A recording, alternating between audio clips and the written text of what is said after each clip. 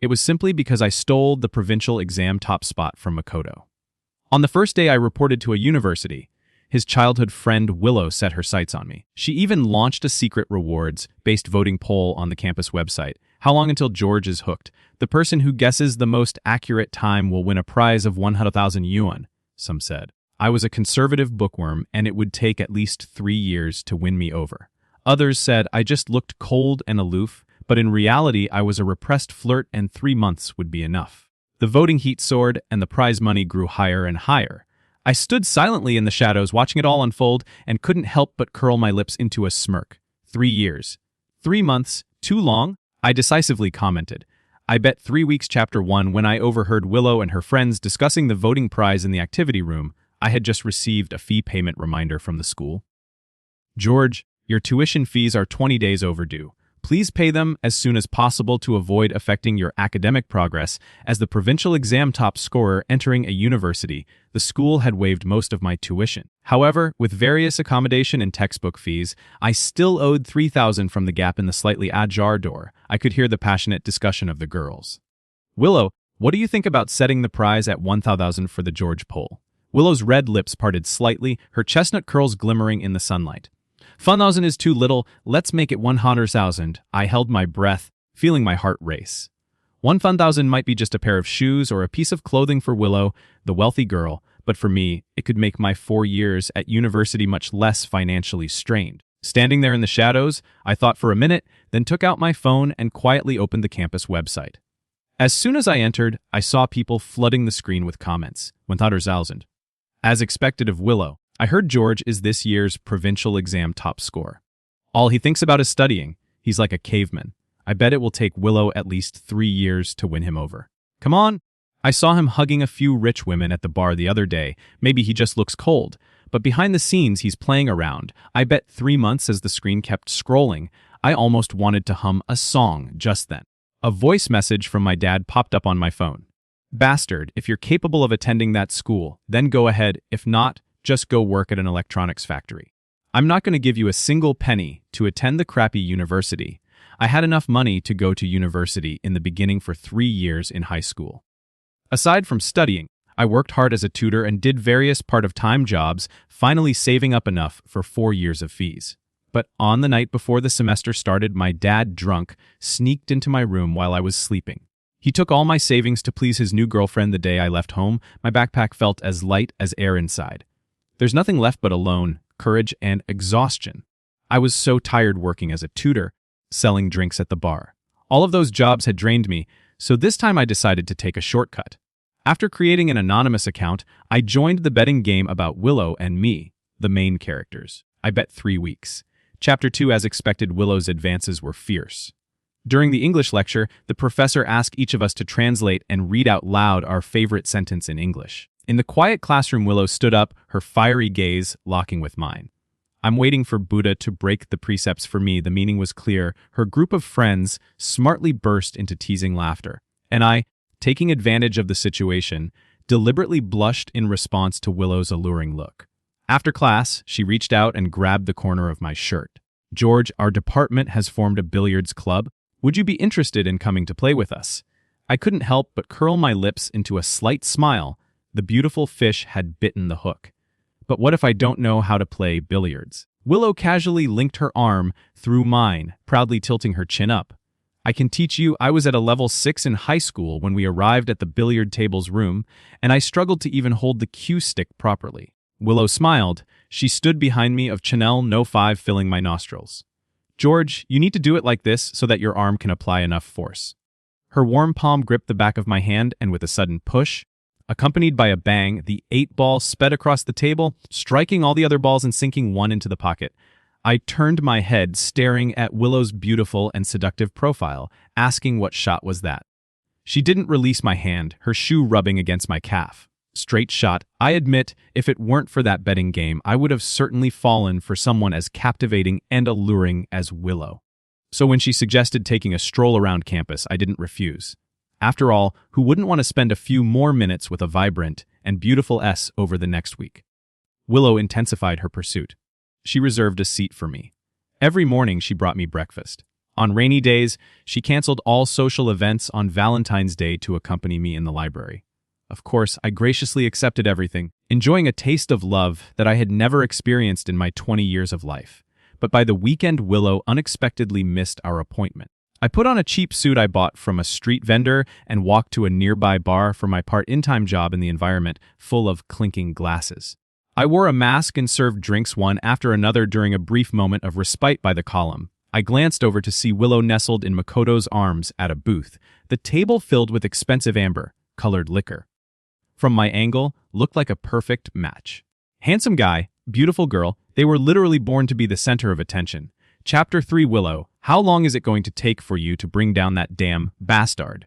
Willow clinked her glass with his. Don't worry, I'll do what I say. Makoto and I never got along since high school because I was a few centimeters taller than him. He cornered me in the top floor room and shoved my head into the toilet. George, you're so tall, it must be because of too much nutrition. How about drinking some toilet water to regulate yourself properly? Seeing me cough and choke on the dirty water, unable to even open my eyes, Makoto laughed loudly. He then slammed a baseball bat against my left leg. Like Willow, he came from a powerful family with both the schools, library, and sports fields funded by their families. Knowing I couldn't fight back, I hobbled around on crutches, hiding in the least noticeable corners in order to get a scholarship. I studied hard and scored first place every time, but then Makoto came after me again. He couldn't stand me stealing his limelight by taking the top spot, so with his little group, he used an electric rod to beat my arm. Then he pushed me to the ground, and with his expensive sneakers, stomped on my right hand, the one I used to write. George, who gave you permission to steal my first place? Do you know if I don't get first place, my dad will cut my pocket money by 1,000 lying on the ground, holding my bleeding arm and broken fingers. I learned how to control my scores from that day on. I never scored first place again. Over time, Makoto grew tired of bullying me and shifted his target to others. When the day of the college entrance exam came, I knew I no longer had to hide my brilliance. The moment the pen cap clicked, I felt an unprecedented sense of relief. When the results came out, I naturally ranked first in the province. Not only did I make an amazing leap, but I also received the admission letter from a university. I was finally going to leave this disgusting place. I reveled in the joy, and without realizing it, I found myself walking toward the podium near the graffiti wall. I could vaguely hear a conversation between a man and a woman. It's all because of George. That bastard quietly stole my provincial top spot, making me miss a university and preventing me from attending the same school as you. The feeling of watching the defeated loser was so satisfying it made my scalp tingle. But that feeling only lasted 3 seconds, because the next moment I saw Willow. The orange sunset bathed her slightly curled chestnut-colored hair, her youthful smile, and bright teeth, stunningly beautiful.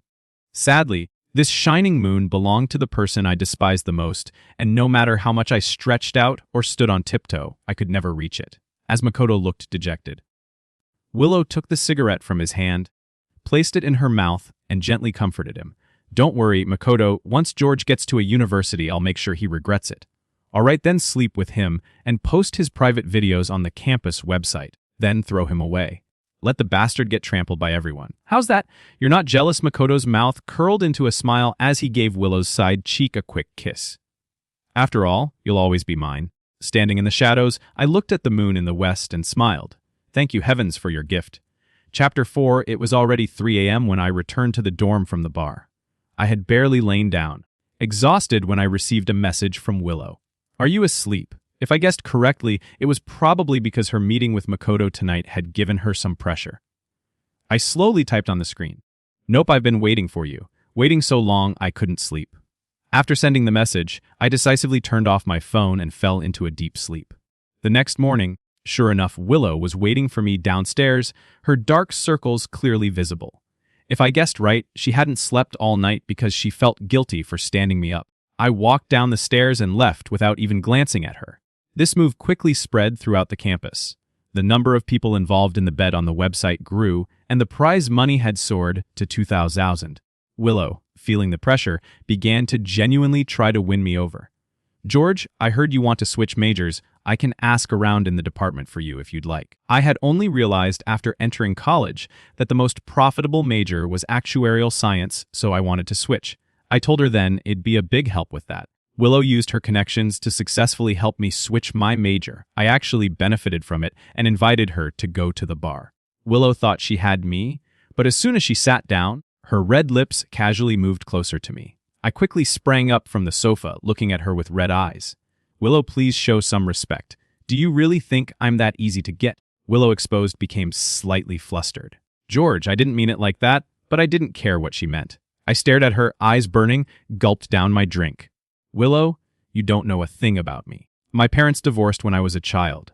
My mom remarried and had a younger brother. My dad spends every day either drinking or chasing women. I've been kicked around like a rag doll between two homes that don't even belong to me. People say I hang out with rich women at bars, but I'm just trying to earn enough to live for next month. Do you think I want this? The guilt people feel for each other is like a parabola. Only when you seize the right moment can you turn it into something real at the highest point. Willow's eyes started to show panic, then, unavoidably, guilt. I'm sorry, George. You've misunderstood me. I just really like you. I couldn't be bothered to question the truth of her words, because the next second I heard the notification of her transferring money to me, very distinct. She even included a note saying it was a voluntary gift and did not need to be returned afterward. Willow didn't say anything more. Instead, she just went back to the school with me. When we got to the dorm, as she was about to leave, I cleverly grabbed the edge of her skirt. Willow, don't take it to heart. I only said that because I consider you like family. The next moment, I gently kissed the top of her head. Sure enough, Willow's face visibly turned red. A well-meaning person quickly posted a photo of me kissing Willow on the campus website. The site erupted. Willow is amazing. In the first week, she held the top scorer's hand. In the second week, she kissed him. I say it's only a matter of time before she sleeps with the top scorer. This time Willow, who usually couldn't stop talking, was oddly silent. Chapter 5. With the money transfer, I quickly went to the department head to pay off my tuition fees. I also took the opportunity to inquire about a university's joint training programs with overseas institutions. As for Willow, she began to shower me with even more attention on a cold early winter morning. I was reciting in the long hallway, and she was right there beside me when I was about to sit down. After standing for a while, she immediately took off her 8,000 yuan Lu coat, neatly folded it, and placed it on the stone bench. George, the ground is too cold, and you've just recovered from. You can sit on this. If I remember correctly, this coat was a birthday gift from Makoto to Willow. I pretended to be touched, smiling, and this time I kissed her lips. It was even softer than I imagined, much easier to kiss just like that. I played with Willow like training a dog, keeping my distance, then drawing closer again, and she became more and more infatuated with me by the third week. I began to take action just as I was looking for an opportunity to approach Willow. Her friend called me George. Willow drank too much at the bar and feels terrible. Do you want to come pick her up? If I guessed right, the busybodies were all anticipating the bets on the campus website, and they were testing me. I smiled and agreed. When I arrived, Willow was sitting in a booth accepting drinks from all directions. The moment she saw me, her eyes instantly lit up. The next second she frowned, a worried look appearing on her face. George, didn't you say that bars are noisy and unpleasant? Why are you here? I'm here because I'm worried about you. Of course, under the multicolored lights, Willow seemed to be scolding me. But in reality, the smile at the corner of her mouth was harder to suppress than an AK machine gun. Since we had missed the curfew, we naturally ended up at a nearby hotel as soon as we entered. She immediately snuggled into my arms and said, George, when they called you, I was betting whether or not you would come. Luckily, I won the bet. At that moment, I had no time for Willow's sweet talk, nor did I care to listen to her emotional words. I took the initiative to kiss her palm. Our breath grew more rapid. Willow's face flushed, but she still left the initiative to me. If you're not ready, we can take it slow. I extended a finger and blocked her beautiful smile and lips. No, it has to be today. In that moment of honesty, I smiled and reminded her. Willow, how many days has it been since we met the 21st day? Her dark eyes were tinged with color, making her look incredibly alluring. And just like that, Willow fell, and I at last reached the high, unattainable moon. Sex was the shortcut to rapidly heating up a relationship. From that day on, Willow became possessive, even developing feelings that she hadn't noticed herself. Makoto, who had been playing with fire, began to feel a sense of crisis. Willow, when are you going to dump him? Willow hesitated for a moment, her gaze shifting away. What's the rush? It won't be too late to make a move once he's completely in love with me. Meanwhile, there was news about the overseas joint training program I had been inquiring about. The dean said that my credits and qualifications met the standard, but I still needed a notable positive achievement to qualify. Just as I was racking my brain for ideas, a rumor came out from the media university across from a university. Makoto, a freshman in the performing arts department, was about to appear as a special guest for the Anti-Object Day. Let the World Be Filled with Love social welfare event. I found it ironic the former bully who once tormented others was now going to be featured as an ambassador against bullying. If I guessed right, the Ida family was trying to shape Makoto's public image, paving the way for him to enter the entertainment industry in the future. Back in my dorm, I took off my shirt and stared at the scars on my arm. Though they had healed by now, whenever it rained, they still itched and ached, and my fingers had become somewhat stiff. That's when I had an idea. I dug up my high school yearbook, found the contact details of a few guys, and created a group chat. Then I uploaded several videos to the chat. These were videos I secretly recorded a few years ago when Makoto had started bullying others after getting bored with tormenting me. At the time, I had approached these people right away, asking if they were willing to go to the police with me and report Makoto. Without exception, they all chose to refuse. Sorry, men, I don't want to make things bigger than they already are. His family's power is so big. We can't fight that. Better to keep out of it. Mind your own business. What I thought would be an army of allies ended up with me, completely isolated and unsupported. But now I chose to gather the people involved once more. If you think you're a victim, then you'll always be one. Are you really going to let the former abuser change into a righteous hero? This time everyone fell silent. The public welfare event had certain requirements, but thanks to Willow, I managed to get an invitation under the spotlight. Makoto stood on stage in a high school end suit, speaking confidently as he faced the reporter's questions. Someone asked him, Mr. Ito, have you ever experienced bullying? His eyes glistened with tears as he spoke, of course, but now I've moved past it, and I hope everyone can be as brave as I was when the applause started. I stood up, smiled, and looked directly into Makoto's eyes. Then, Mr. Ito, what role did you play in this bullying? A clear panic spread across Makoto's face, and even his voice trembled. Of course, I was the one being bullied. I smiled and handed a USB drive to the nearby staff, saying, then let's all witness this together. The big screen suddenly lit up and familiar images began to play. George, how does the toilet water taste? Isn't it delicious? Isn't it just wax dripped on your leg? Why are you crying?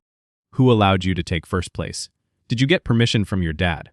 The crowd below was shocked, murmuring to each other what the Anti-Object Day ambassador is actually a bully himself. This world is too crazy. Makoto almost collapsed, screaming like a madman. This is fake, it's all fake, this is AI synthesis. Someone's framing me. Just then the doors to the venue opened again. All the people who had been bullied by Makoto walked in and stood with me. I took the microphone from the nearby reporter and said slowly, we stand here today to reveal our scars because we want justice to triumph over darkness. And we hope everyone will never forget. The ultimate goal of criminal law is to punish crimes and protect the people. Amidst the murmurs of sympathy, Makoto collapsed, defeated.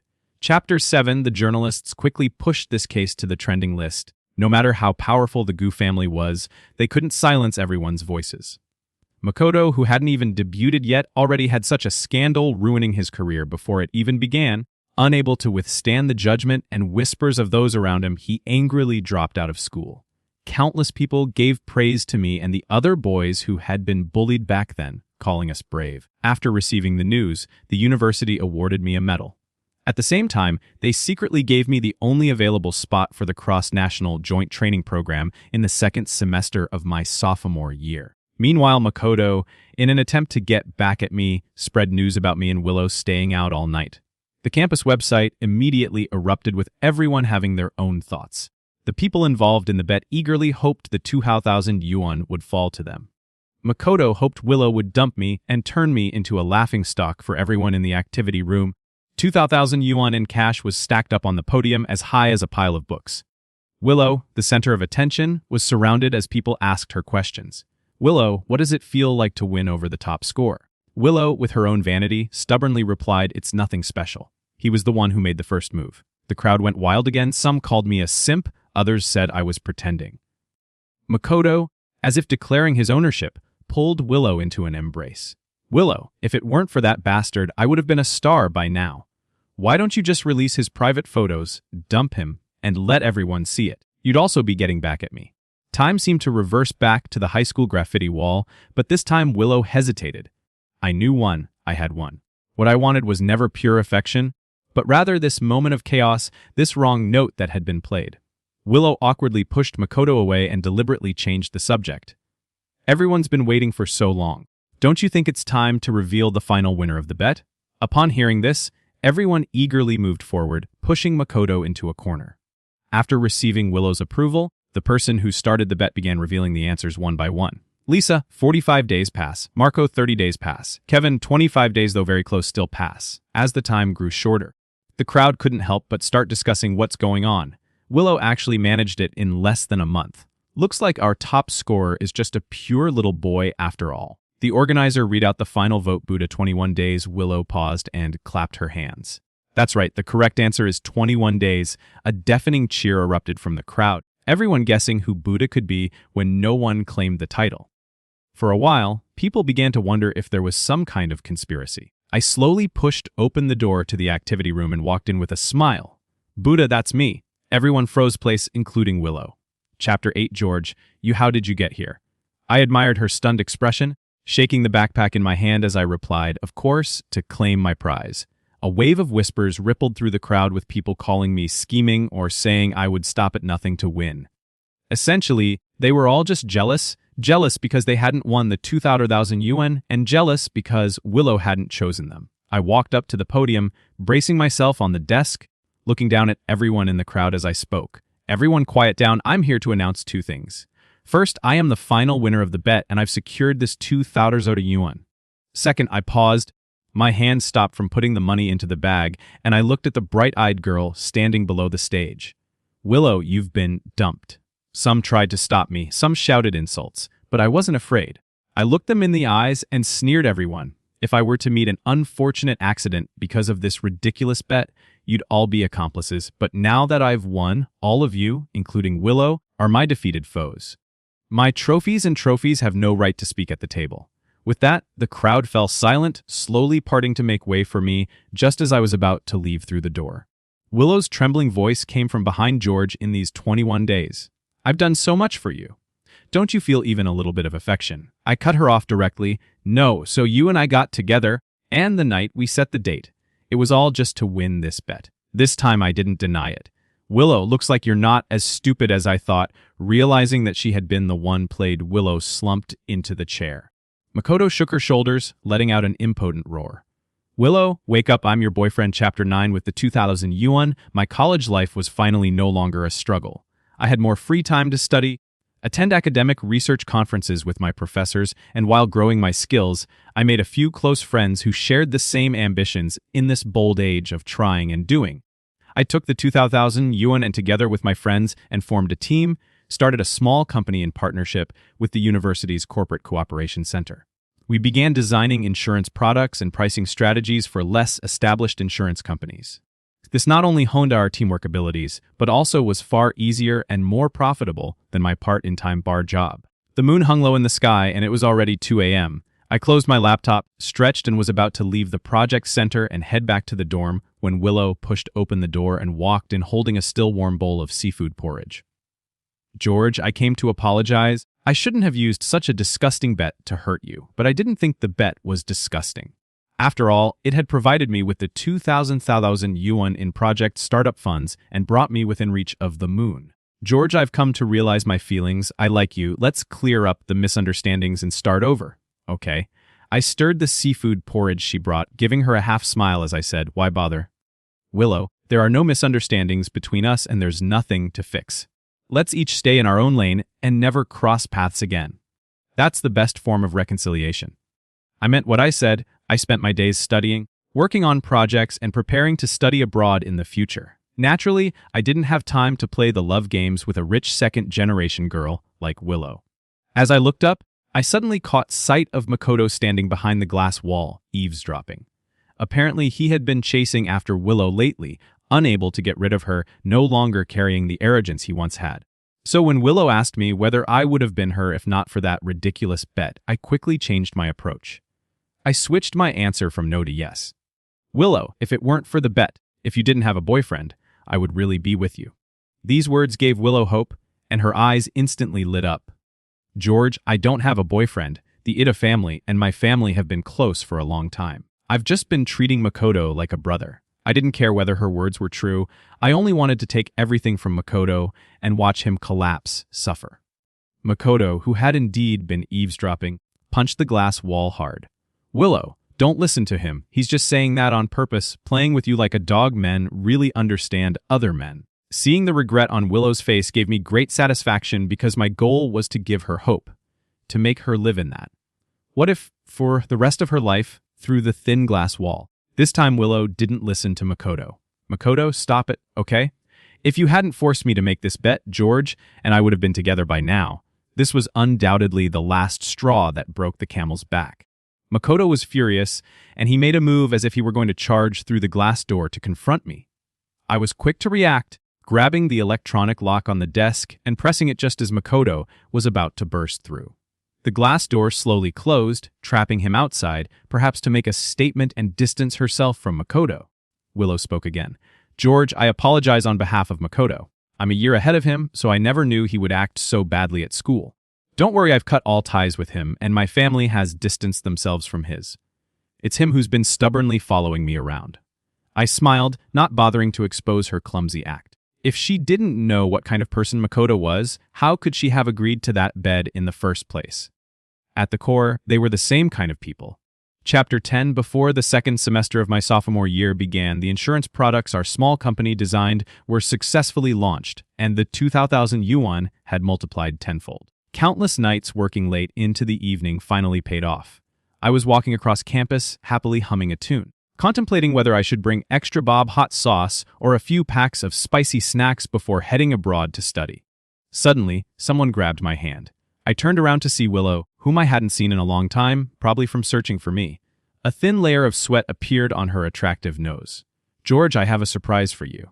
Seeing her acting mysteriously, I became a bit curious. What is it? She took out her phone and opened a file. George, I've been working hard to switch majors to be able to attend classes with you every day, have meals together, and participate in projects. I plan to retake my sophomore year. I couldn't believe Willow was so obsessed with love. I chuckled. Willow, give up. You'll never be able to keep up with me. Seeing her confused expression, I showed her my study abroad confirmation when you made the bet with me. I already secured my prize when you decided to switch majors to be with me. I had already secured the only study abroad spot in the department. Shaking off Willow's hand, I walked away without looking back. A week before leaving for abroad, I gathered all my documents and got my visa while having a small gathering with friends at a restaurant. I received a call from my dad's son. I heard you're going abroad. I haven't seen you in so long. I miss you. Could you come back and visit me? Human hearts are made of flesh. Hearing his aged voice on the phone, I remembered how he used to lift me up when I was a child.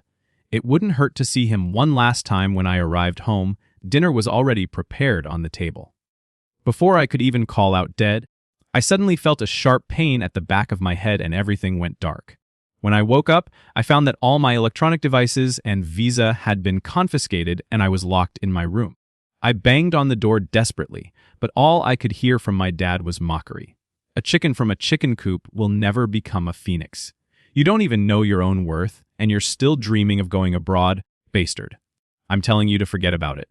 Stay with your rich classmates and stop thinking about running away every time you have a chance. I understood then, in order to stop me from going abroad, Willow had actually brought my dad into this. Time ticked away, and as the moment I drew closer, I knew I couldn't just sit idly by since we lived on the second floor and there were large plants below. I decided to act that night, taking advantage of my dad being drunk. I quietly pried open the window and jumped out the branches, scraped against my face and body. In the moment of falling, it felt as though I might die in the stillness of that night, but fortunately the greenery below was thick enough. I didn't die, though I injured my leg after escaping. I borrowed a stranger's phone and decisively called the police. Chapter 11. When the police stormed and my dad, still unaware of what was happening, was sound asleep.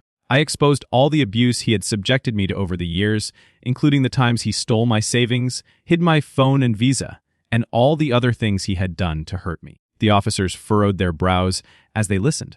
I've never seen such a cruel father. He doesn't deserve to be a parent. My dad was taken away for questioning, and the police helped me retrieve my hidden visa and phone before leaving. One of the officers, worried I might be feeling down, patted me on the shoulder, offered encouragement.